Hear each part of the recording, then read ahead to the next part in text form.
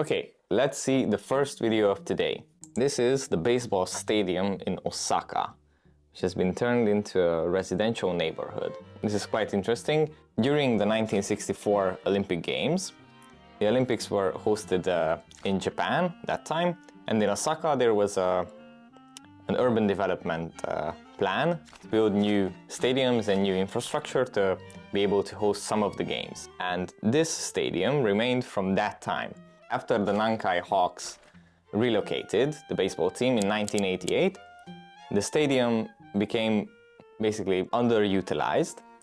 So the city decided to try to reconvert it into a residential area. And so it hosted in the 1990s an exposition which showed possible housing units that could be built in the place of this stadium. And afterwards, the stadium in 1991 was demolished and the area became a residential neighborhood. Hello guys, welcome to the second episode of Architecture Student Reacts. Last week's episode got really good feedback, so this is the second one. Let's jump into it. Okay, this is the Eiffel Tower. Wow. Okay, so there is quite an interesting story about the top suite, the top level of the Eiffel Tower. It was built by Gustave Eiffel in the 19th century for the 1889 World Exposition. It got a lot of hate from one part, then a lot of love from another. Many people criticized it, that it is going to ruin the whole skyline of Paris, but afterwards it became the symbol of France as well. But the top suite is quite interesting. In the plans, in the design drawings of Gustave Eiffel, he designed this top room for himself as an office and as a place for experiments, for lab research, where he would invite his friends, his acquaintances to be able to do experiments there in the higher altitudes, because at that time it was quite unusual to be at that height, so there were a lot of possibilities. Regarding its layout, regarding its functions, it was quite modest, like 100 square meters of space. It included a living room, a small kitchen area, a bathroom, and the aforementioned laboratory space. Of course, it was separated from the public with a different access, a different lift for the visitors that Eiffel invited, but that's basically it. It became a beautiful symbol of how connected he was to his project, to his idea.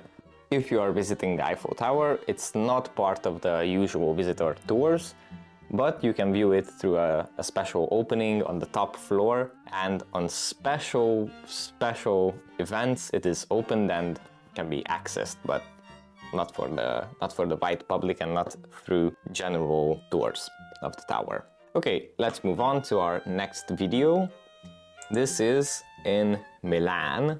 This is the Duomo of Milan, and we are looking at gargoyles in action. If you haven't seen gargoyles in action, this is the reason for their presence on cathedrals. Basically, the water that collects on the roof of the church is evacuated through these sculptures. They act as water spouts, and this is their functionality. But regarding their form, there is a different reason. So aside from working as water spouts, their form has a symbolic meaning as well, and the symbolic function as well, which is safeguarding the building, safeguarding the city from evil spirits. As I mentioned in the previous video from last week, these gargoyles and grotesques served in medieval times and mostly in Gothic architecture as protection against the evils that exist in the world. So yeah, this is a characteristic of Gothic architecture, and you can find it in many other places, and now you know why they are there. And now let's see the last video of today, the astronomical clock of Prague, which is said to be cursed.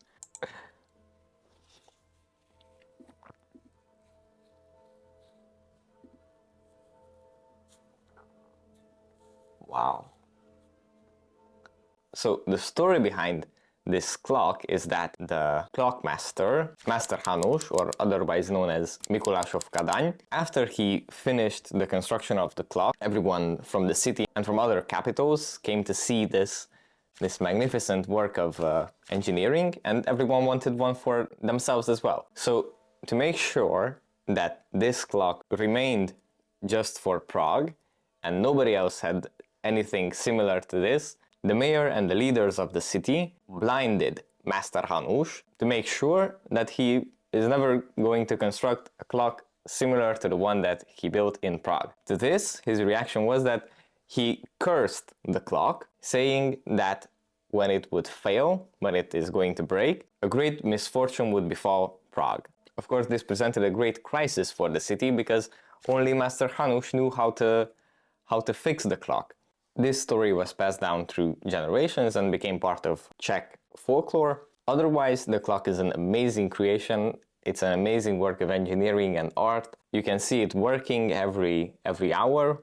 Every hour there is a chime and a little show with the 12 apostles. I think also death is represented through statues, and a Turk for some reason is there.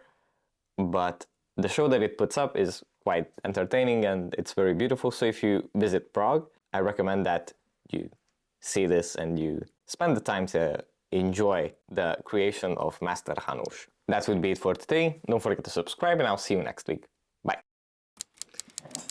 Bye.